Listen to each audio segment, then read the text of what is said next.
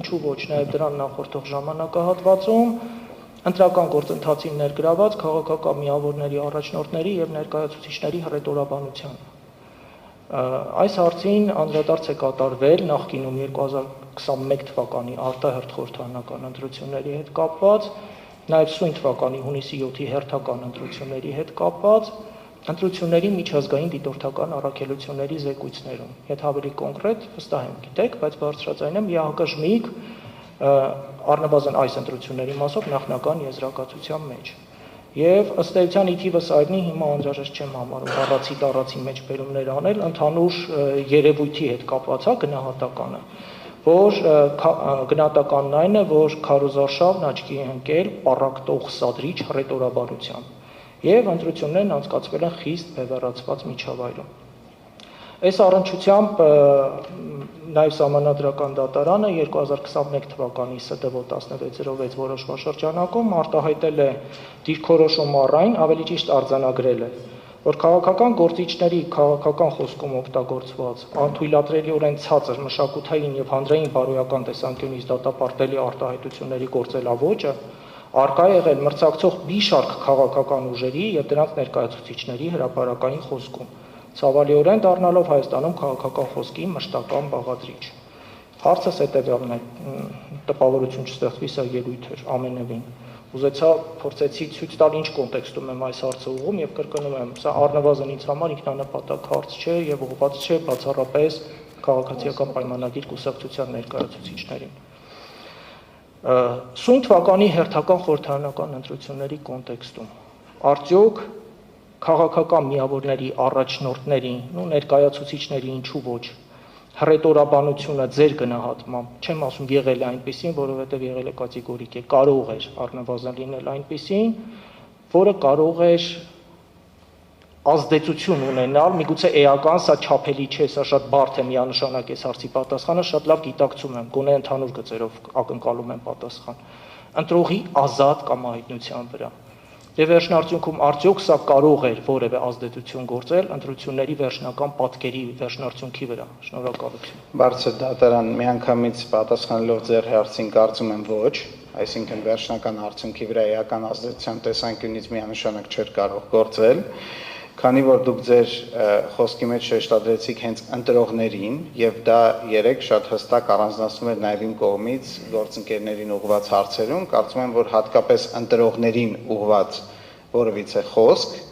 որը անգամ այդ անթույլատրելիության սահմանները հատելը, անգամ այդպիսի խոսք չկա, որ միատել դրա ազդեցությունից խոսանք։ Ես ներողություն եմ խնդրում, պարոն Գրիգորյան, խոսքը բացառապես քաղաքացիական պայմանագիր կուսակցության առաջնորդի մասին չէ, խոսքը երևույթին ձեր գնահատականն է, նաև այլ քաղաքական միավորների առաջնորդների ելույթների մասով, ռետորաբանության։ Շատ բարի, ես ամեն դեպքում մեր մասով ներկայացնեմ,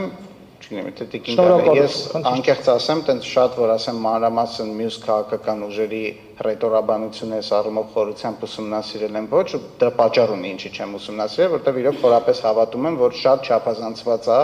նման խոսքի պոտենցիալ ազդեցությունը, դրա համար հատուկ ուշադրություն դրան չեմ դարձրել։ Եթե օրինակ տեղյակ լինեի, որ դատարանը նման հարց է ուղղելու, անպայման կուսումնասիրեի, բայց բնականաբար տեղյակ չէի։ Շարունակելով, բարձր դատարան, հարցը հետևյալն է, կոնկրետ ընտրողների մասով մենք երեք անգամ երբ որ խոսեցինք եւ գործընկերները օրինակ էին բերում, այն օրինակը, որը բերվեց, վերաբերում էր էլի ի վերջո, այո, այս ընտրական գործընթացին չմասնակցող, բայց միանշանակ քաղաքական գործիչ հանդիսացող, օրինակ Զարոյի Փոստանջյանին, ով որ այսօր Երևան քաղաքի ավականու անդամ է, Երևան քաղաքի ավականին քաղաքական մարմին է։ Գործընկերները հակադարձեցին տեղից, թե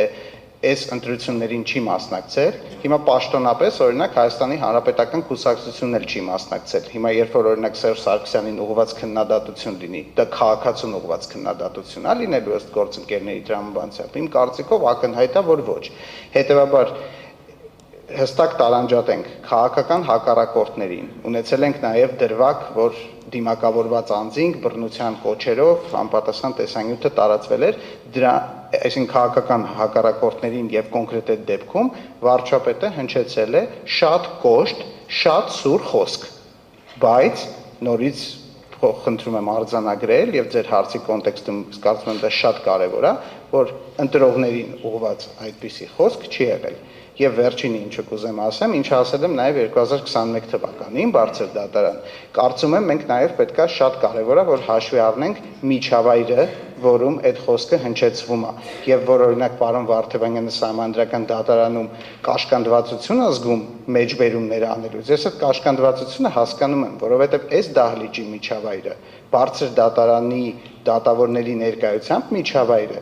այլ բառապաշար եւ այլ կոնտեքստ է, քան քարոզարշավի ընթացքում մենք բոլորս որպես ֆիզանց, մեր, չգիտեմ, առօրյա շփումներում ընկերների հետ եւ այլ վստահաբար նույն կերպ չենք խոսում, ոնց որ ես օրինակ հիմա խոսում եմ պատասխանելով ձեր հարցին։ Եվ միջավայրերը խառնելը եւ փորձել ներկայացնել, որ լրիվ sense հանգիստ միջավայրում, ոչ քաղաքական միջավայրում, ոչ նախընտրական քարոզչության միջավայրում այս sense խոսքը հնչեցվել, դա ըստ էության խեղաթյուրում է իրականությունը։ Շնորհակալություն։ Պատասխանը պարզ է, շնորհակալություն, ավելելու բան ունեք։ Բարձր դատարան հարցը բազմաշերտ է, ես կփորձեմ պատասխանում բոլորին անդրադառնալ։ Մենք պետք է տարբերակենք ատելության խոսքը, քարոզը, դեզինֆորմացիան։ Ու պետք է չափենք դրանց ազդեցությունը ընտրության արդյունքի վրա։ Հիմա եթե խոսում ենք ատելության խոսքի մասին, որը ըստ դիմատուների այն մակարդակի է եղել քաղաքացիական պայմանագիր կուսակցության կողմից, որ ահաբեկել է ժողովրդին, դրդել է գնալ եւ քվեարկել նրանց օգտին, պետք է հասկանանք ինչի մասին է խոսքը։ Նախորդ օրը մենք մեր հարցերով փորձեցինք հասկանալ, թե ինչի մասին է խոսքը։ Ասվում է, որ վարչապետը ասել է, ինչու չես զոհվել, դա մարդկանց մոտ վախ է առաջացրել, մտածել են զոհման, այս բառը օգտագործեց ներկայացուցիչը, եւ դրանից հետո անհասկանալ է ինչ է եղել, օրինակ մարդիկ վախեցել են դրանից, գնացել են ընտրել են, թե ոչ։ Իրականում քարոզարշավի ընթացքում հնչեցված արտահայտություններից որոշների արդյունքում մենք կարող ենք խոսել նույնիսկ ինչ որ առումով ռեյտինգի նվազման մասին, ընդ որում խոսքը բոլոր քաղաքական ուժերին է վերաբերում։ Եվ այստեղ տպավորություն է, որ այդպիսի երևույթները որոշ դեպքերում ներկայացվում են ճիշտ հակառակ դիտանկյունից։ Հիմա եկեք կոնկրետացնենք դեպքերը։